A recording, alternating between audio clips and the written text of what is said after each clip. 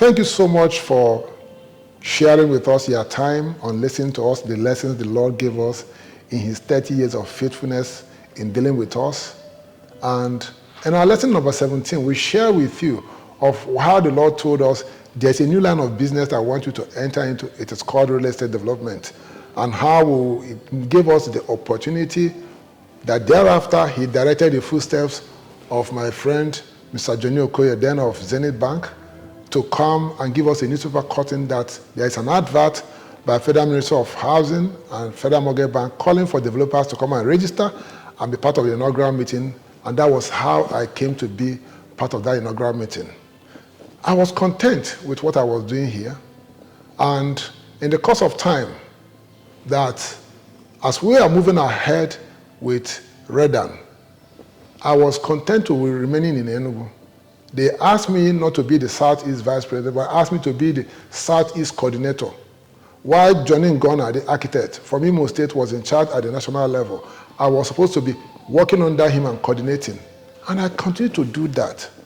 Over the efflux of time, I continued in that role for years, since 2008. Then in 2008, I wasn't interested in going to Abuja. A young man drove down from Abuja called Barrister Festus Adebayo, a Yoruba man. He came to Enugu and said, I have come from Abuja to come and see you. We have sat in Abuja and we are looking for people who should play at the national level. And we have seen that over the years, you don't want to come to the national level. You are content in playing and staying in Enugu and staying in the Southeast. But we need you. We have identified you as a material that will be useful in raising the activity profile and productivity of Redan. And I got to Abuja. I said, okay, who are the we? He said, come to Abuja and see them. And when I came to Abuja, I found out there were a number of notable, reputable developers who have gathered together. And they now told me what their plan was for inviting me. Their plan was to make me the vice president of for Southeast, to move from being the coordinator, the second in command, to become the vice president. I went to the Lord who owns my life, and I asked him, what do you want of me? He said, my son, I don't want you to be the Southeast vice president. I want you to be the deputy president of Southeast. It was an national deputy president. I want you to be the second in command. I was wondering how. When I saw the profile of the man who they have allotted a slot of being the deputy president of Redan, I shook inside because he had been the president for 10 years, the managing director of Shelter Afrique, based in Kenya, in charge of African housing finance. The man had a profile. By the time I was in the university, the man was already a director. But because the Lord have told me, this is what I have ordained for you, I came and I made my case. And I told them, this is why I should be the deputy national president. For this reason, for this reason, for this reason. And to the glory of God, God touched the heart of all these people.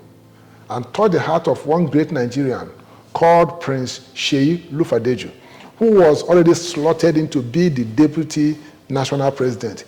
He, that was more qualified than me, decided to step down and say, young man, you can take up the slot of being the deputy national president. I will support you. And I'd like to state clearly that that same Prince Sheyi Lufadeju from Ilesha in Osun State was so faithful in giving support, not only in stepping down, but giving support all the days of his life in Redan. And I want to thank God, and the lesson for me in this is this. You are not obscure. God, who insisted that they will wait till David comes out. The other ones, we are not qualified. Prophet Samuel waited.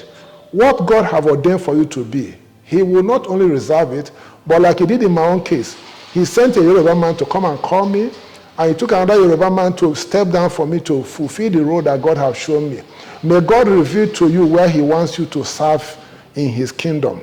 Just as David served his generation by the will of God, as noted in Acts 13:36.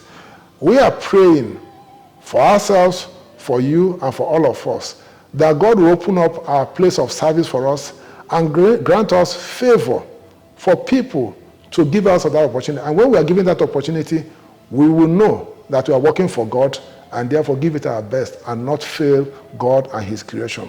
God bless you as you continue to listen to us as we go into lesson 19 in the series of the 30 lessons that God led us into in our 30 years of God's faithfulness in Copen. Thank you so much, and God bless you. Wait on the Lord. You will not be put to shame. Copen Group, building lives and structures.